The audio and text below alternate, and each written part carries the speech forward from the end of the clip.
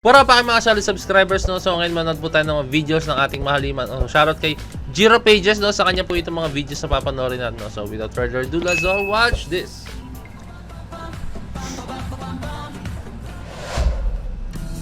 Since their meteoric rise in fame and popularity, our beloved SB19 has always been one of the most beloved artists to represent and become ambassadors of differing brands ranging across different products. And please take note that these aren't just no-name brands, these are huge institutions, leaders in their own fields of product, trusting our Mahalima with their brand reputation and Tama! name. Earlier today, Gcash just released a new music video with their newest promotional jingle with SB19. The quality of this music video. Legit ba? Meron na? Hindi ko alam, ha? Hindi ko alam. Papanood. Wait lang guys, ha? Meron na nga guys. So ibubukod ko yan, papanoorin natin guys na. Let's go, no? So ito, dito muna tayo sa review na to, no? As in, na. Plus the great promotional track it accompanied drew admiration and praises from fans. It's pretty clear how Gcash seriously values this collaboration with Mahalima.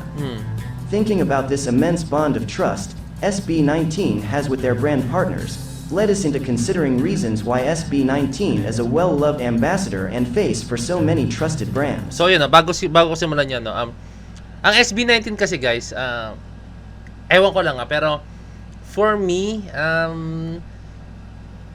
sobrang tumataas po ang market or sales ng isang brands pag sila po yung brand ambassador sa. Ewan ko lang, napapansin ko lang guys, as in napapansin ko lang.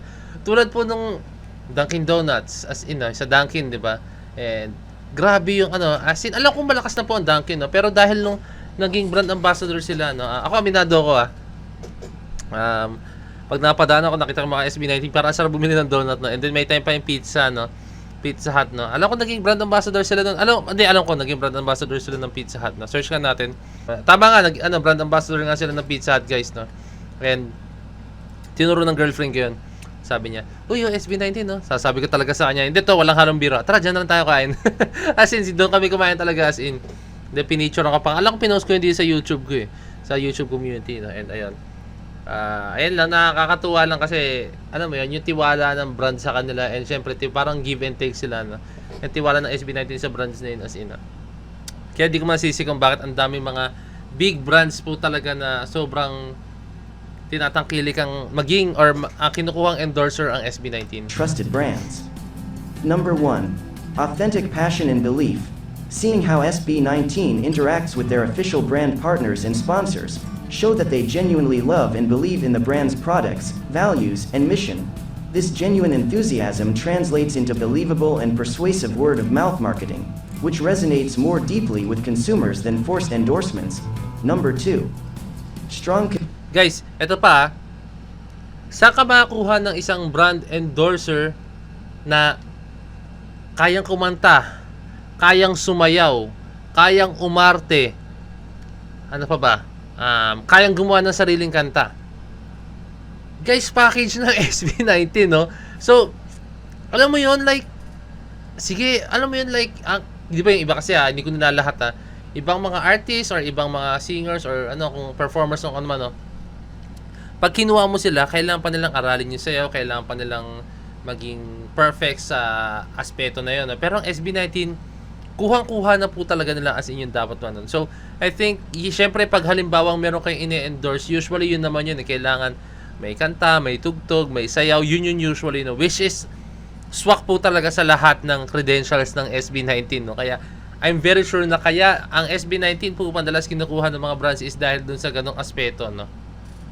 Connection with the target audience, SB19 as brand ambassadors has a large and engaged following that aligns with the brand's target audience.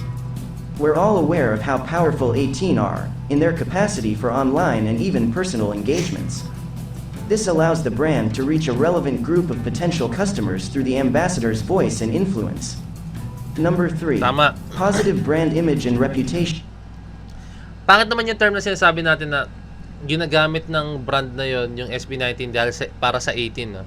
So, ayun, parang ang pangit ng pakinggan, no? Pero syempre, bonus na po talaga yung 18, no? Bonus na po yung 18 na nakadikit sa SB19, no? Pero alam mo yun, S18 nakadikit na po sa SB19 yan, kahit anong gawin nyo, talagang andyan na yan eh. Kaya ayun, ewan ko pangit man pakinggan nyo, pero yun po talaga yung ibang brand ambassadors, no? Ay, ibang mga brands, no?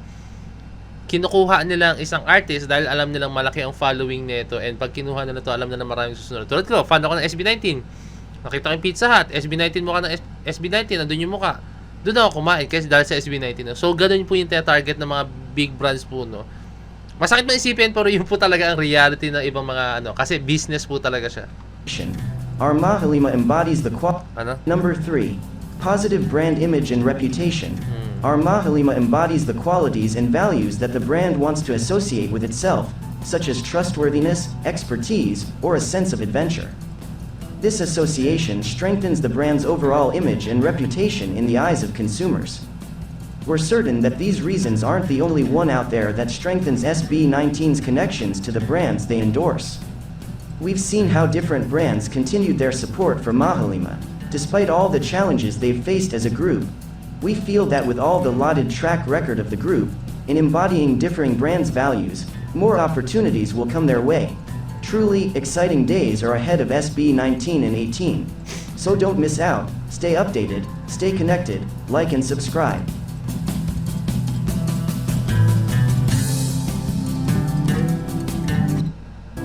Kaya na siya guys na. So guys, yun siya eh. Kahit balibalik na rin natin yung mundo, talagang yun po talaga yun.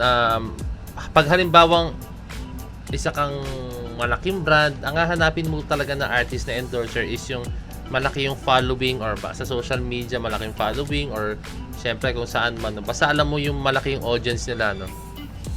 Ganun po talaga, masakit man isipin. Pero at the same time, gusto rin ng mga ibang big brands talaga is yung tulad ng SB19 na kaya talagang kumanta, kayang sumayaw, kasi meron mga commercials na walang sayaw and kanta, no? Pero mostly, sabihin nating 9 out of 10 ng commercial laging may sayaw at kanta talaga pag nag-endorse or may advertisement sila, na hindi pwedeng mawala yun guys, as in, no?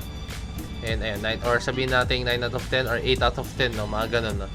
Kaya sobrang swak po talaga ng SB19, kaya hindi na ako magtataka kung maraming brands na kukuha sa SB19 dahil sa credentials po talaga nila, no? So napakasulit talaga pag kinuha mo ating Mahaliman, no? Kaya kung ako sa inyo, kunin nyo na ating Mahaliman, no? Although na alam natin malaki po talaga ang TF nila pagdating sa mga ganyan, pero worth it naman yan. Kumbaga kailangan mo talaga mag-invest po talaga eh. Kailangan mo mag-invest para lumago yung business mo, no? Syempre, saan ka pa mag-i-invest kundi sa pinaka best of the best na po talaga, no? Which is ang ating Mahaliman, no? Kaya ayun, tiwala ko sa ating Mahaliman na pag kinuha sila ng isang brand, talagang maitataguyod nila na maigi, talagang ma-promote nila na maigi, talagang